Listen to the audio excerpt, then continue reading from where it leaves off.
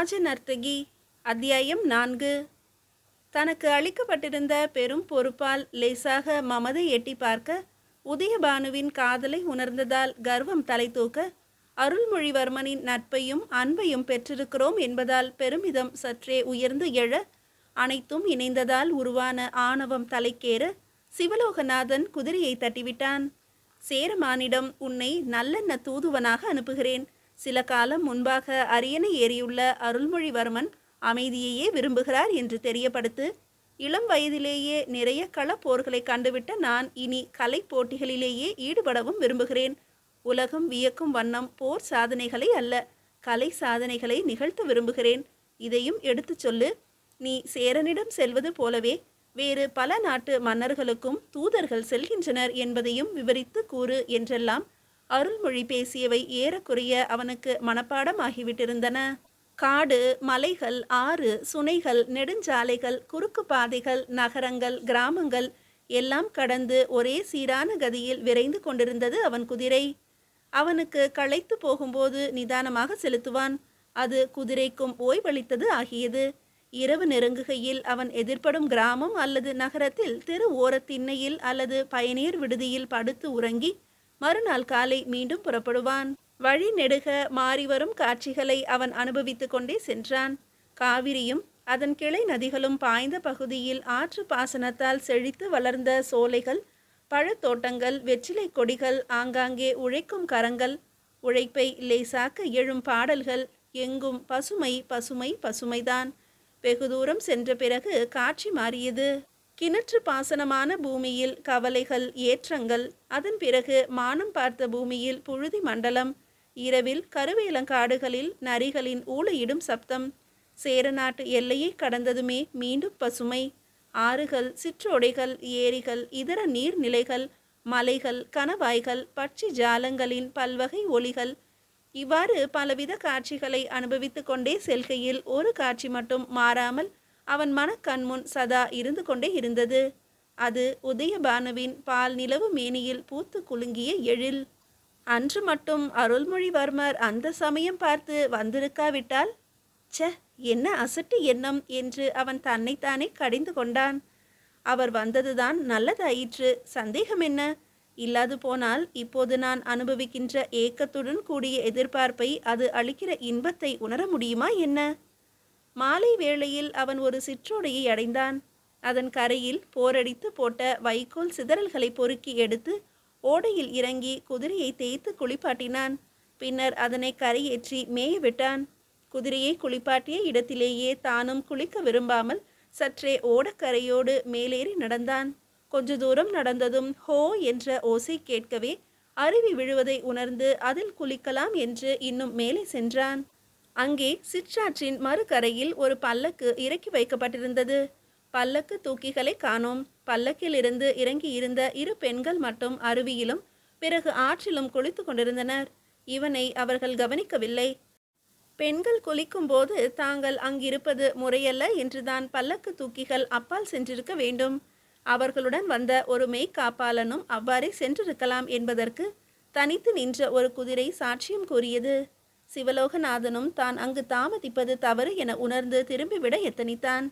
அந்த சமயம் அவன் கண் பார்வையில் பல்லக்கின் திரை சீலை பட்டது. அதில் பொறிக்கப்பட்டிருந்த வில், அம்பு சின்னத்தை பார்த்ததும் இவர்கள் அரச குடும்பத்தை அல்லது அரண்மனையை சேர்ந்தவர்கள் என்று புரிந்து கொண்டான். அரசவையையே இவனும் நாடி சென்று கொண்டிருந்ததால் இவர்கள் யார் என்று தெரிந்து கொள்ளும் ஆர்வம் ஏற்பட்டது.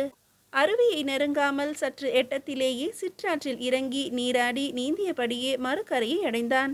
உடலை துவட்டி கொண்டு சுற்றுமுற்றும் நோக்கிய போது புகை வாடை வீசவே அந்த பக்கமாக சென்றான். பல்லக்கு தூக்கிகளும் மெய்காவலனும் இரவு உணவு சமைப்பதில் ஈடுபட்டிருந்தனர். அப்பால் ஒரு வசதியான கூடாரமும் உருவாகியிருந்தது. உணவு வகைகளை பார்த்ததும் சிவலோகநாதனுக்கு வயிற்றை கிள்ளியது. பாவம், இத்தனை வகை உணவையும் இவர்களால் சமாளிக்க முடியாது. இன்று இரவு இவற்றை தீர்த்து கட்ட இவர்களுக்கு நாம் உதவி விட வேண்டியதுதான் என்று தீர்மானித்து கொண்டவனாக மேலும் சற்று நெருங்கினான். அவர்கள் தங்கள் எஜமானி அருகில் இல்லை என்ற துணிவில் மனம் விட்டு பேசி கொண்டது அவன் செவிகளுக்கு எட்டியது. பாவம், ராஜ நர்த்தகி என்று பட்டம் பெற்று என்ன புண்ணியம்! கிழவனை கட்டிக்கொண்டு படுகிற பாடு பரிதாபம்தான் என்றான் ஒருவன். ஆமாம், அதனால்தான் ஆற்றை பார்க்கிறேன், அருவியை பார்க்கிறேன், கோவிலுக்கு போகிறேன், குளத்தை காண்கிறேன் என்று புறப்பட்டு விடுகிறாள். கிழவனும் இவள் அழகில் நன்றாக மயங்கித்தான் கிடக்கிறான். எதற்குமே மறுப்பு சொல்வதில்லை. சோமேஸ்வரர் மட்டும் இல்லையப்பா, மன்னருக்கே இவளிடம் கொஞ்சம் கிறக்கம்தானாம். நடந்த கதைதான் உனக்கு தெரியுமே. கோபப்பட்டு சற்றும் யோசியாமல் கிழவனுக்கு இவளை கொடுத்து விட்டாரை ஒழிய அன்று முதலே இவளுக்காக மன்னர் ஏங்கிக் கொண்டுதான் இருக்கிறாராம். ஆனால் இவள் இப்போது முறுக்கிக் கொண்டிருக்கிறாள், மன்னரின் ஆசைக்கு இடம் தராமல். போதும் போதும், என்ன அரட்டை, வேலையை கவனியுங்கள் என்று மெய்காப்பாளன் அதட்டும் குரலில் சொன்னான். சிவலோகநாதனின் ஆவல் மேலும் அதிகரித்தது. அருவியில் குளித்து கொண்டிருப்பவள் அரசனையே மயக்கிய அழகியா? அதையும் பார்த்துவிடத்தான் வேண்டும் என்று தீர்மானித்தவனாக அவர்களுடன் பேச்சு கொடுக்க ஒரு உபாயத்தை யோசித்தபடியே சிற்றாற்றங்கரையோடு கீழிறங்கி சென்றான். ஒரு சீழ்க்கை ஒலி எழுப்பியதும் அக்கரையில் மேய்ந்து கொண்டிருந்த அவன் குதிரை ஆற்றை கடந்து வந்து சேர்ந்தது. அதை சற்று மேலே அழைத்து போய் கழுத்தை தடவி கொடுத்து பின்புற முதுகை ஒரு தட்டு தட்டினான். குதிரை தன் எஜமானனின் கருத்தறிந்தாற் போல முன்னேறியது.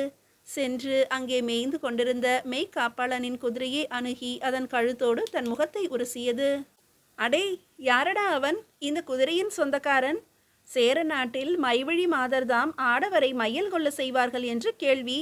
ஆண் குதிரைகளை ஈர்க்கவும் பெண் குதிரைகளை பழக்கி இருக்கிறீர்களா என்று உரக்க கேட்டவாறே அப்போதுதான் தன் குதிரையை தேடி வருவது போல மேடு ஏறி வந்தான் சிவலோகநாதன். அந்த கூச்சலை கேட்டு வியப்புற்று மெய்காப்பாளன் எழுந்து வரவும், வண்டார்குழலி குளித்துவிட்டு பட்டு உடலின் மேல் புத்தாடையாக பட்டாடையை அணிந்து வரவும் சரியாக இருந்தது. கேசத்தை உலர்த்தி கொண்டே வந்தவள் இந்த அரவம் கேட்டு ஒரு கணம் திடுக்குட்டு நின்றாள். அடுத்து அவளுக்கு சிரிப்பு வந்தது. யாரப்பா நீ? சேர நாட்டு பெண்களை பற்றியும் பெண் குதிரைகளை பற்றியும் ரொம்ப நல்ல அபிப்பிராயம் வைத்திருக்கிறாயே என்றாள். ஆகா, என் அபிப்பிராயம் மட்டுமா அது? சேரமான் அவையின் ராஜ நர்த்தகியுடைய சாகசங்கள்தாம் சோழ தேசம் வரையிலும், ஏன் அதற்கு அப்பாலும் எட்டியிருக்கிறதே என்றான் சிவலோகநாதன். அதே நேரத்தில் தன் எதிரே நின்ற பேரழகில் சொக்கியும் போனான். மாலை கதிரவனின் பொன் ஒளிப்பட்டு அந்த ஸ்வர்ண மேனி மேலும் தகதகத்து கொண்டிருந்தது. தங்க விக்கிரகம் ஆனாலும் கரைந்து உருகிவிடும் மென்மையும் அதற்கு உண்டு என்று தோன்றியது. அவளுடைய உடல் அவயங்களின் எழுச்சியும் செழுமையும் சிவலோகநாதனின் கண்களை கூச செய்தன. ஓ, சோழ தேசத்தவனா நீ? அப்படி என்ன பேசிக்கொள்கிறார்கள் அங்கே ராஜ நர்த்தகி பற்றி என்று கேட்டாள் வண்டார்குழலி. அவள் ஒரு பேரழகியாம். 17 14 உலகங்களிலும் அப்படி ஒரு அழகியை காண முடியாதாம். எங்கள் மன்னர் அருள்மொழிவர்மரின் பட்டத்து அரசி வானவன் மாதேவி கூட அழகுக்கு அவளிடம் பிச்சை வாங்க வேண்டுமாம் சொல்லிக் கொள்கிறார்கள். எனக்கென்னவோ எல்லாம் மிகையாக தோன்றுகிறது. எதனால் அப்படி சொல்கிறீர் வீரரே? அந்த ராஜ நர்த்தகி இதோ என் கண்ணெதிரே தோற்றமளிக்கும் எழில் குவியலை விட அழகில் உயர்ந்தவளாக இருக்கவே முடியாது என்று எனக்கு படுகிறது. அடே, என்ன வார்த்தை மிஞ்சுகிறது? உன் குதிரையை இழுத்து கொண்டு ஓடிவிடு. அயல் நாட்டவன் ஆயிற்றே என்று பார்க்கிறேன். விபரீதத்துக்கு விலை பேசாதே, ஓடிவிடு என்றான் மெய்காப்பாளன். சரி என்று அமைதியாக கூறிய சிவலோகநாதன் மெய்காப்பாளனுடைய குதிரையின் கடிவாளத்தை பற்றி இழுத்தான். அடே, அது என் குதிரை. அதோ மேய்ந்து கொண்டிருக்கிறதே பயண களைப்புடன் சோர்ந்திருக்கும் சோனி குதிரை, அதுதான் உன்னுடையது என்றான் மெய்காப்பாளன் குஞ்சரமல்லன். அழகுதான் என்று சீறினான் சிவலோகநாதன். சேர நாட்டில் இவ்வளவு ஏமாற்று வேலைகள் நடக்கும் என்று நான் எதிர்பார்க்கவே இல்லை. மன்னாதி மன்னரான அருள்மொழிவர்மர் தம் தூதனுக்கு என்று விசேஷமாக தேர்ந்தெடுத்து அளித்த அராபிய குதிரையை இவன் தன்னுடையது என்று கூசாமல் சொல்கிறானே, இது அடுக்குமா? அல்லது நான் தான் சும்மா விடுவேனா? சோழ தேசத்தவர் அப்படியொன்றும் ஏமாளிகள் அல்ல. என்ன, அருள்மொழியின் தூதனா நீ? ஆமாம் ஆமாம். இந்த உதவாக்கரை நாட்டை போய் பெரிதாக மதித்து நல்லெண்ண தூது வேறு அனுப்பினாரே, அதை சொல்லுங்கள். அடே, என் குதிரையை தரப்போகிறாயா இல்லையா? குதித்தெழுந்தான் குஞ்சரமல்லன். நீ தூதனோ ஒற்றனோ சோழனோ பாண்டியனோ யாரானாலும் சரி, என் குதிரை மேல் கை வைத்தால் தொலைந்தாய் என்றான். சிவலோகநாதன் கரங்களை முஷ்டியாக்கி கொண்டு அவன் மீது பாய்ந்தான். 4 குத்துக்கள் பரிமாறப்படுவதற்குள் குஞ்சரமல்லா, நிறுத்து, விலகினில் என்று உத்தரவிட்டாள் வண்டார்குழலி. பின்னர் சிவலோகநாதனை பார்த்து, தூதரே, சற்று அமைதியாக இருங்கள். இந்த குதிரையை விட சிறந்ததான 9 குதிரைகளை உமக்கு பரிசளிக்கிறேன், சரிதானே என்றால் புன்னகை புரிந்து. இந்த தேசத்தில் யாரை நம்புவது என்றே தெரியவில்லை. எல்லைக்குள் நுழைந்ததுமே பறி போக பார்க்கிறது. இப்போது உங்கள் வாக்குறுதியை நம்ப வேண்டுமானால் முதலில் நீங்கள் யார் என்று தெரிய வேண்டும் என்றான் சிவலோகநாதன். நீங்கள் சற்று முன்பு வர்ணித்தீர்களே, 14 உலகங்களிலும் காண கிடைக்காத அழகி என்று. அந்த ராஜ நர்த்தகி நானே தான். பெயர் வண்டார்குழலி என்றாள். அவள் இமைகள் படபடத்த போது 1000 மதன பானங்கள் அவன் நெஞ்சில் பாய்ந்தன. அன்று இரவு அவன் அவர்களுடனேயே சேர்ந்திருந்தான்.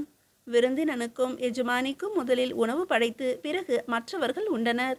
அவர்கள் சாப்பிடும்போது சற்று தள்ளி அமர்ந்திருந்து வண்டார்குழலியும் சிவலோகநாதனும் உரையாடினர். தன் அவல வாழ்க்கையை பற்றி கல்லும் கரையும் விதமாக பேசினாள் அவள். சிவலோகநாதனின் அனுதாபத்தை முழுமையாக பெற்றாள். கனப்புக்காகவும் துஷ்ட மிருகங்களை விரட்டுவதற்காகவும் சமையல் செய்த நெருப்பு தொடர்ந்து எரிந்து கொண்டே இருந்தது. சந்திரோதயமும் ஆயிற்று. அவள் நாளை சந்திப்போம் என்று கூறி கூடாரத்தினுள் நுழைந்தாள். இவன் திறந்த வெளியில் படுத்தான். கூடாரத்தின் உள்ளிருந்து ஒரு சோக கீதம் எழுந்தது. அது போர்க்காயங்கள் அளிக்கும் வேதனையை விட அதிகமாக துன்பத்தை அளிப்பதாக அவன் நெஞ்சை பிளந்து இருதயத்தை தாக்கியது. பாவம், ராஜநர்த்தகி என்று பெயர் பெற்று இத்தனை அழகுடன் விளங்கி இவ்வளவு ஆற்றலையும் அடைந்திருந்தும் என்ன பயன்? மகிழ்ச்சி என்பதே இவள் வாழ்வில் இல்லையே என்று எண்ணினான். உடல் களைத்திருந்தும் அவனுக்கு உறக்கம் வர நீண்ட நேரம் ஆயிற்று. மறுநாள் அவன் கண் விழித்த போது பலபலவென்று விடிந்து நீண்ட நேரமாகிவிட்டிருந்தது. அடடே, இவ்வளவு நேரம் தூங்கிவிட்டோமே என்று வெட்கப்பட்டு கொண்டே அவன் எழுந்தபோது பெண்கள் இருவரும் ஏற்கனவே பல்லக்கில் ஏறிவிட்டிருந்தனர். புறப்பட அனைவரும் ஆயத்தமாக இருந்தனர். சேர நாட்டில் நிலவும் இன்னொரு நல்ல பழக்கம் சொல்லாமல் கொள்ளாமல் நழுவி விடுவதாக்கும் என்றான் சிவலோகநாதன். அவள் சிரித்தாள்.